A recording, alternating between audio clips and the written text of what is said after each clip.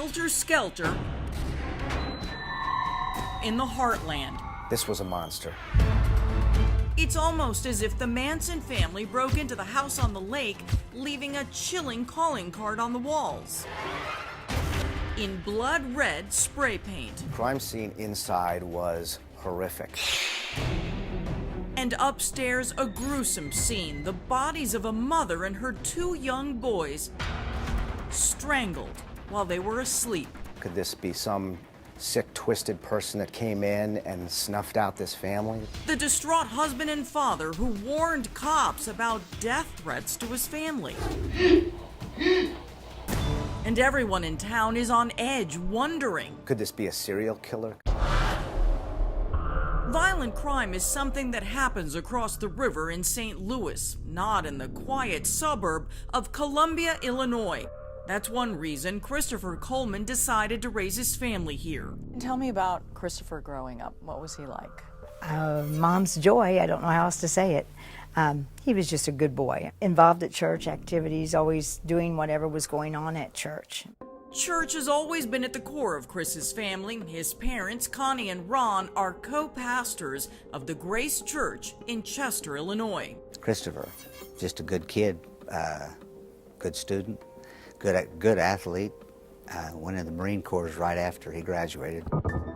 In the Marines, Chris was a dog handler, and it was at a canine training seminar where he met the love of his life. Sherry Weiss was an MP in the U.S. Air Force.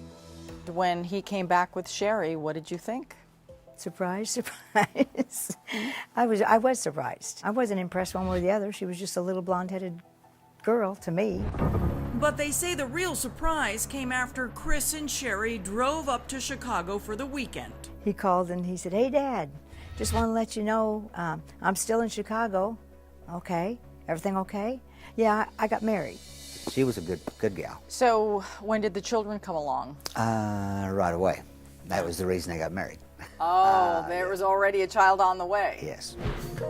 That would be Garrett. His little brother Gavin was not far behind. Tell me about your grandsons.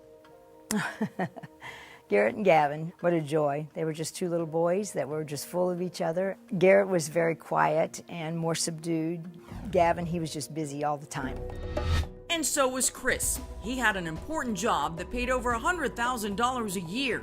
Bodyguard for world-famous Christian televangelist Joyce Meyer. It's perfectly okay for you to go ahead and have a good time while God's working on your problem. Joyce is an old friend of the Colemans and had known Chris since he was a little boy. Chris traveled with Joyce all over the world. That's a big job. Big job, big job. And he was in charge of everything. That's Chris in the red shirt helping guard Joyce at a book signing in a crowded warehouse store. That job for your son was pretty spectacular. Very much so. Joyce is well respected around the world, but there are some who may not like televangelists and turn their criticisms into condemnation. Chris would mention Joyce was always getting threats, and he would have to deal with them. There are so many followers, and sometimes you have followers that turn. But Coleman claimed he too was the target of hate, telling relatives and law enforcement that he got chilling emails like this one. Tell Joyce to stop preaching the expletive or Chris's family will die. I will kill them all as they sleep. It's kind of an odd person to target if you really want to get at her. It seemed unusual that the bodyguard would be getting the threat because the bodyguard is not the person with the name. And when one of those threats was allegedly stuffed into his mailbox outside the Coleman house, everyone began to worry. We really got concerned when Sherry called us at the time. She was so scared that there'd been something. It wasn't mailed to them. It was put in their mailbox. Connie says Sherry was extra frightened because that letter was delivered while Chris was traveling with Joyce in Hawaii. When he returned, he filed a police report. He had notified the police department, and actually he had set up a camera in Mr. Barlow's house. Justin Barlow lived across the street, and what better neighbor to do the job? He's a detective sergeant for the Columbia Police. He positioned the camera to focus on the Coleman's mailbox. That frightened her because somebody had been that close to their home because their mailbox was at their driveway. And that was the first time we were really concerned for their safety. So she called you guys crying and Yeah. afraid. Yeah, she was scared. Yeah, she was. Columbia cops also put on extra patrols, but they never saw anyone lurking around. The camera did capture these images of Chris playing catch with Garrett and Gavin. 12 hours after this adorable family outing, the boys and their mother would be dead. So when you heard the terrible news about what had happened to your daughter-in-law and your grandsons, did you immediately think, oh my God, this is the person who had been threatening to kill them? I don't think I thought. I mean, there's not words to say when someone tells you that 3 people have been murdered. There's no, to this day, there's no words. There's no words. It was early morning, 6:43 to be exact, when a call came in to Detective Barlow. Chris was at the gym and said he couldn't reach Sherry by phone when Barlow entered the house on a welfare check.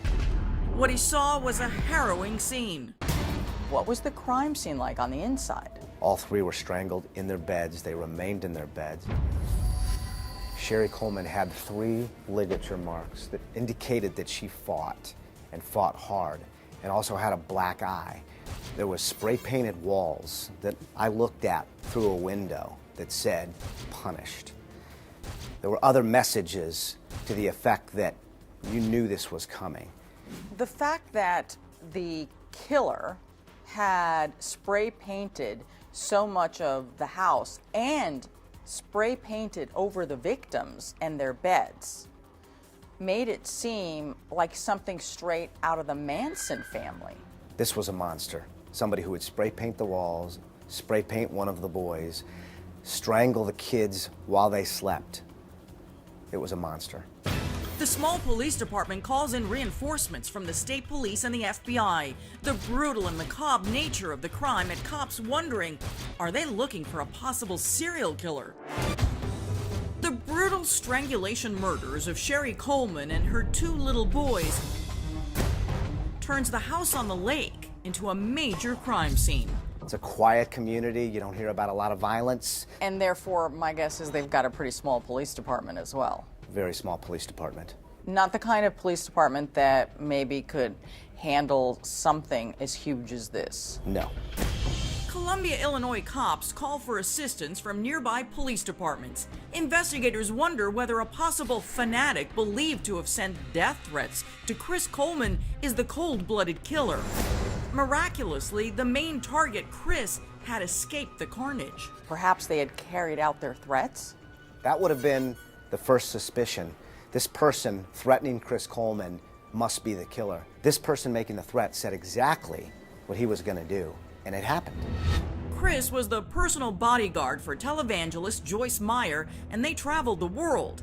Prayer's a serious business. One email said, "Tell Chris his family is dead. They don't deserve to live with someone that protects the expletive Joyce." In another profanity-laced email, "Deny your God publicly or else.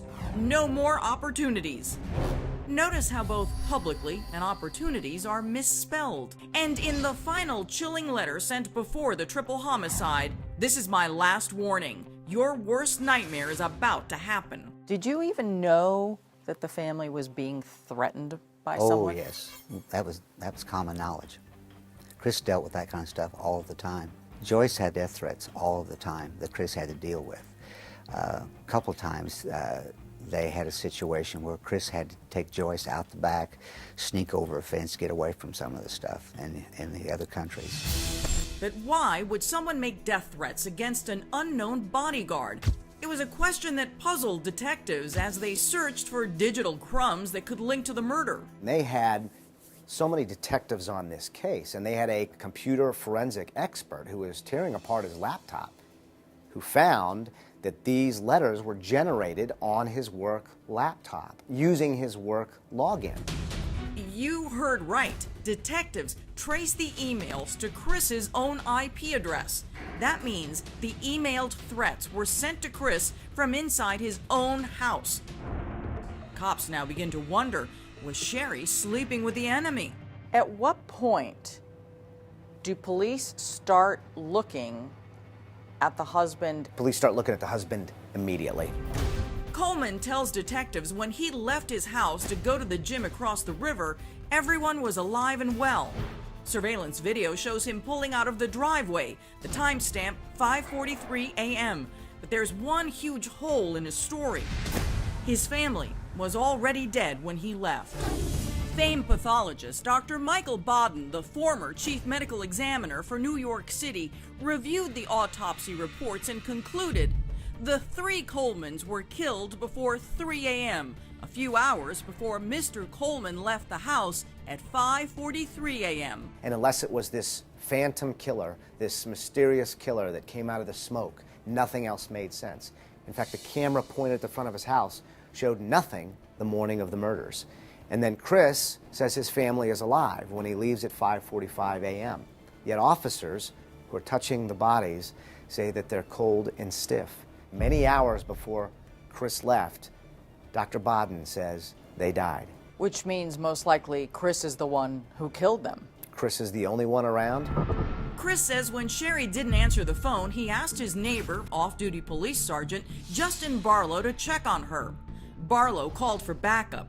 The surveillance video shows him walking into the Coleman residence at 6:51 a.m. That's when he discovers the bodies and the spray-painted messages on the walls. Chris is seen pulling into the driveway at 6:56 a.m., 15 seconds before the first officers arrive. The other thing that police said that they were very suspicious about is when they told Chris that his wife and 2 children were murdered, he never really asked how or what happened. The evidence indicates Chris did not make any attempt to go up those stairs. Officers envisioned that they would have to restrain this man from going and seeing his dead family. They did not. He did not try to go upstairs. He did not ask, how were they killed? He sat somewhere in the front yard with his head in his hands. By the time I got up there, he was sitting outside on the driveway, and then they took him into an ambulance. I went in and sat with him. But, yeah, it was a horrible morning. Somebody noticed scratches on his arm. He looked at the scratches on his arm and started punching the gurney in the ambulance. Even with that strange behavior and growing police suspicions, Chris's father, Ron, says there's no way his son was the killer. That takes a very sick person to be able to strangle your family. I mean, you've got to really have problems. And Chris didn't have those problems. But were there problems Chris's parents didn't know about? The Colemans looked like a loving family from photographs, but friends gave an entirely different picture. Friends said that they were close to divorce, that Sherry was unhappy. Cybercrime investigators discovered texts Sherry had sent to a friend. Sherry told her, if something happens to me, Chris did it. In those texts, Sherry wrote, Chris wants a divorce. He said me and my kids are in the way of his job. Did you know that there was any trouble in the marriage? I didn't really, they didn't just come out and say they were having problems, so I never give it much thought. Marriage troubles aren't enough to make a murder charge stick. Then cops discover someone named Tara. Chris had notes in his computer that said, the day Tara changed my life. As Chris Coleman is at the gravesite burying his family, he texts the mysterious Tara. Did this grieving husband and father kill to cover up a double life? Cops investigating the horrific triple homicide of Sherry Coleman and her 2 young sons find a jaw-dropping digital clue in Chris Coleman's computer. This is in my bathroom, getting cleaned up. It's an X-rated video. She is on the camera and being recorded. Chris is supposed to be guarding his boss, televangelist Joyce Meyer, in Hawaii, not letting his guard down with a naked woman in his hotel room. Where are we? We are in Hawaii. Sweet daddy. Being bad. Bad? Kinda bad. You can bet Chris didn't send this video of his trip to his wife, Sherry. This is Tara. That's because Tara My own home video of naked Tara. is Sherry's best friend from high school. You heard right, the best friend of Chris's wife. Tara is a cocktail waitress at a poker room in St. Petersburg, Florida. She and Chris exchanged naughty selfies and videos so provocative we can't show you everything. So anyway, just wanted to say I love you, and as you can hear, what's funny is you are messaging me now. Said, show me your picture, say I love my hair today. Look at you, you look so hot. On his computer, Chris Coleman had details about Tara, her measurement, her ring size, and the name of a baby that they would have. The name was going to be Zoe. A baby? Chris said he was friends while detectives in Florida found out that it was an affair with a promise to marry. A promise of marriage? He's already married with children. How would the son of a preacher man pull that one off? Chris's dad, Pastor Ron Coleman, has this stunning explanation. Tara was just meeting a need that Sherry at the time wasn't taken care of. And But I don't understand. well, I mean, every man's got his desires, and every man has to be respected. It's built into every man. If your wife doesn't respect you, then you're going to find respect someplace else. So are you saying that Sherry was a bad wife? Just at that short, brief time, she had stepped back from doing her job as a wife. Chris doesn't know it yet, but the cops know all about Tara. They've seen the raunchy videos, they've seen the naked selfies, they've seen the pictures of them kissing, and they know with 100% certainty that those email threats came from his own computer. I'm just going to have a seat there. Only hours after the bodies were found, detectives bring Chris into the interrogation room. How you doing? I mean, is there anything I can get? You're freezing? Yeah. They give him a blanket, Best we can do. but he won't need it because detectives are about to turn up the heat. Last night, did you guys get any kind of argument or anything? No, it was awesome. She fell asleep in my arms on the couch.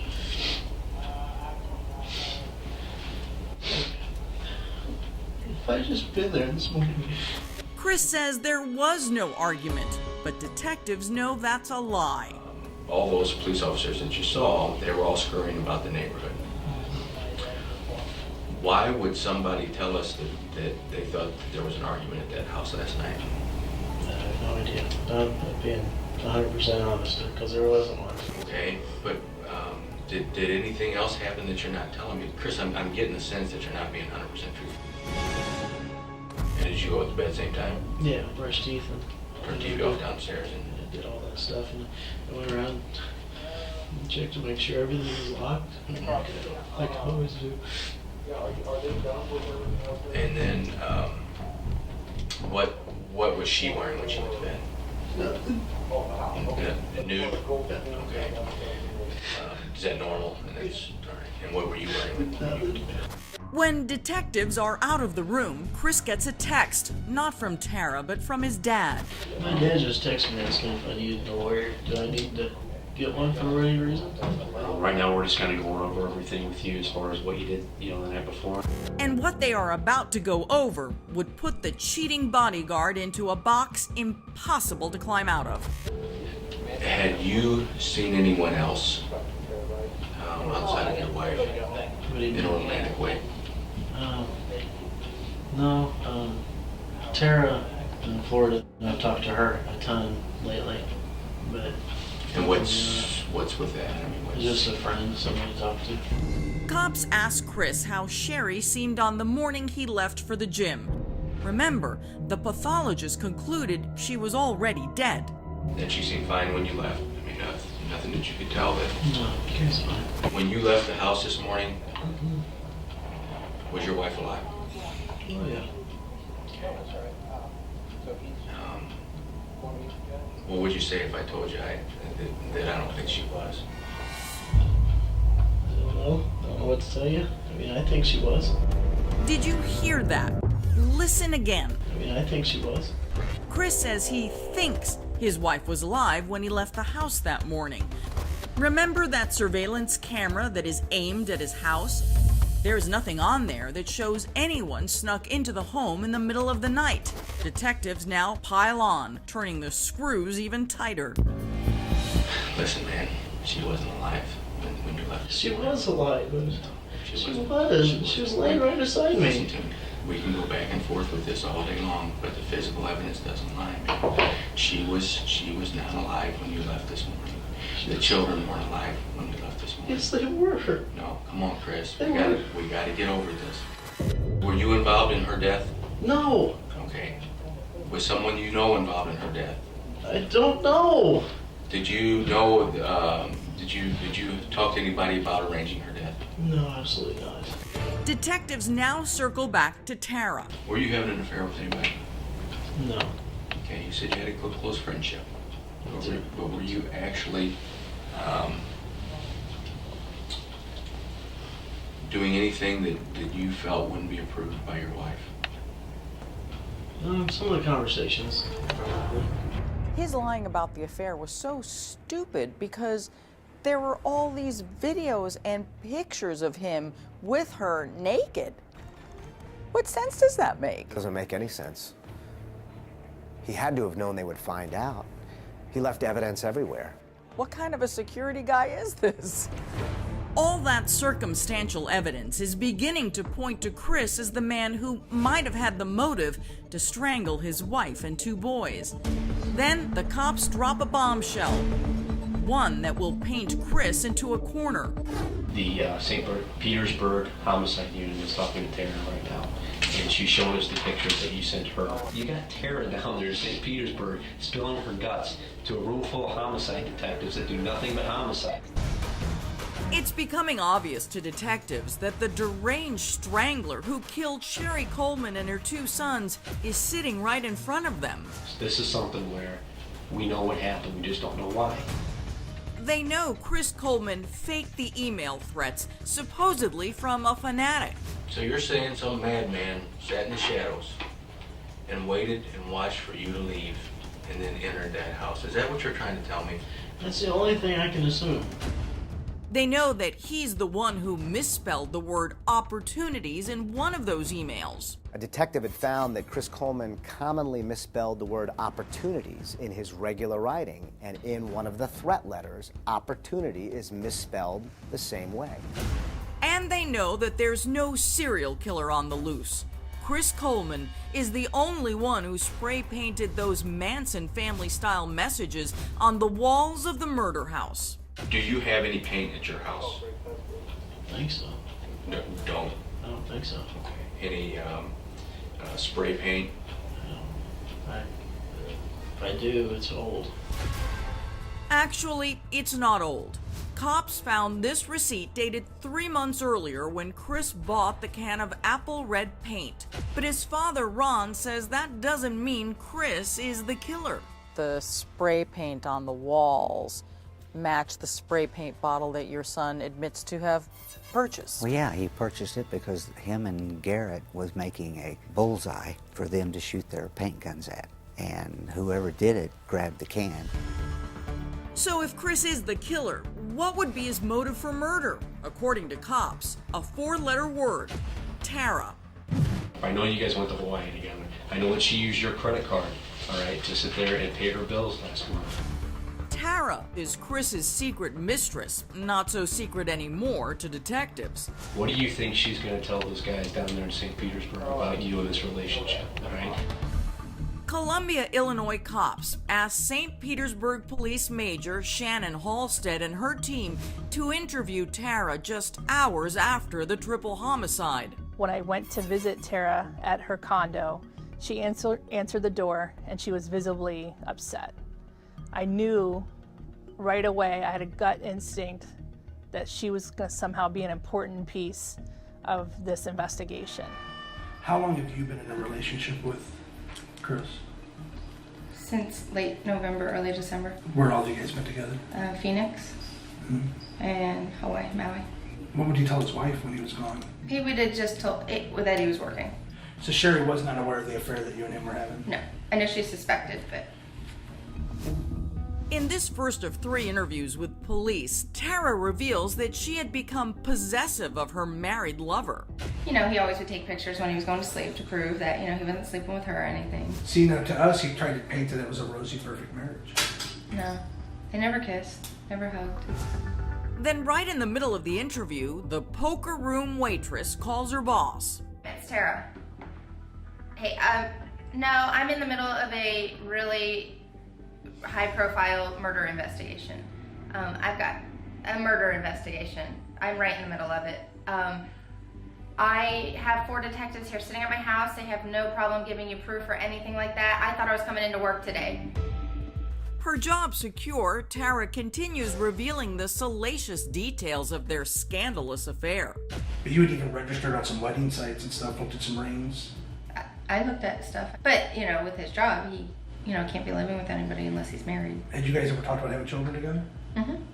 What is your opinion of his mistress and what she said, how they were planning to get married and she had a promise ring? She bought the promise ring.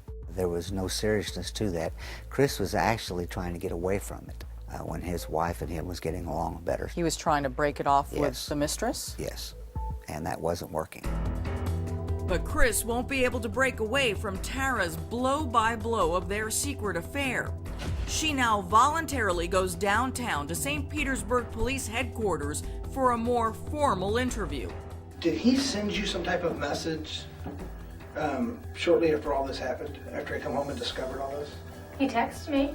What was the message from there? From then? Call you when I can. I'm all right. Tara then reveals Chris texted her only moments ago. Apparently, he was right in the middle of his interrogation. I got a text. I know. You know that. He texted me. I just thought I'd tell you. He just texted us, man. What do you want now? Just said he was thinking about me and that the wake was at 3 tomorrow. Columbia detectives soon arrive in St. Petersburg, and in a third interview, they surprise Tara with information about where some of her sexy selfies ended up. Since going through your phone and computer, and obviously we've done the same with Chris's and even his dad's. And there happens to be a picture of you rather compromising on his father's computer. Okay. So that's pretty interesting. Yeah. I don't know anything about that. Tara is clearly nervous, crossing and uncrossing her legs like Sharon Stone in Basic Instinct. Did Chris tell you anything about these, or that he was planning anything like this? Absolutely Did not. you have any knowledge of these homicides whatsoever? No knowledge. Before, like it or not, unfortunately, your name is Tara Motive. Exactly. But unlike Stone's character, Tara is no Ice Queen killer. She had absolutely no involvement in the triple murders. She's only a witness. We're done. If you're done, I'm done. Yeah. Chris Coleman was in a pressure cooker. He was getting pressure from Sherry Coleman. He was getting pressure from the ministry. And then ultimately, I think Tara was giving him ultimatums. Back in Illinois, Chris isn't admitting any guilt, so cops throw a Hail Mary. We gotta have a come to Jesus type of meeting, and unless you really forgive yourself and you're sorry for what you did, there's no way that you're gonna go to heaven and to see your kids, your family again when you die. You're gonna go straight to hell. Chris isn't going to hell just yet, but he's on his way to the closest thing, county jail. Chris Coleman wears a bulletproof vest as he enters court for his triple murder trial. Prosecutors say he strangled his wife Sherry and their 2 young sons while they were asleep. And at the small-town courthouse, the star witness arrives. The bodyguard's mistress, Tara. And the mistress wore a promise ring on the stand. Prosecutors introduced the steamy selfies and the X-rated videos to show Coleman had the motive to kill so he could marry Tara. But KTVI investigative reporter Chris Hayes says one video was just too raunchy to show to the jury. There was a very disturbing video, not shown at trial, but you could hear the audio. And Chris is in the shower and doing something for Tara, saying he's never done it for anybody before. And you're listening to the audio, and it in and of itself is horrific. Prosecutors alleged Coleman killed his family because he feared he would lose his job as televangelist Joyce Meyer's bodyguard if he got a divorce. But then they played this pre-taped testimony from Joyce. We have many people that work for us that have been divorced, and a person is not necessarily, do they lose their job because they get a divorce. It wouldn't have been the divorce so much as the the immorality. The state says Coleman emailed the threats from his own computer. He claims some mystery man hacked in, but Joyce discounted that too. Did you ever see anybody else use that computer other than the defendant? No. The jury came back and said guilty, guilty, guilty. And when word hit the streets, the estimated 100 people outside the courthouse were cheering. He was hated. He was hated. It was raining. The day of the guilty verdict, it was raining, but people outside were cheering. The judge sentenced Coleman to 3 life terms without parole. How are you so sure that your son is not a killer? I would die for him because I don't believe his personality has it.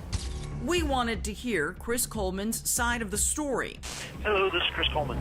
So we spoke to him in this exclusive prison interview. I want to get your version of events and what happened. If you can describe to me what your relationship with your wife was at the time of the murders. Oh, okay. Yeah, actually my relationship with my wife at the time of the murders was actually good. You know, it hurts me to say that I did, like so many other men do, fall into a different relationship and made some wrong choices with all of that.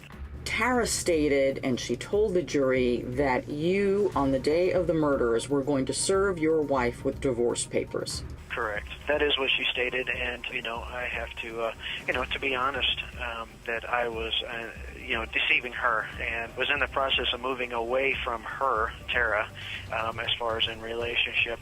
Let's talk about the specific threats against you, because the police ultimately determined that those threatening emails that were being sent to you came from your very own laptop. How do you answer that? I mean, it makes it seem like you did it yourself. I had 2 laptops.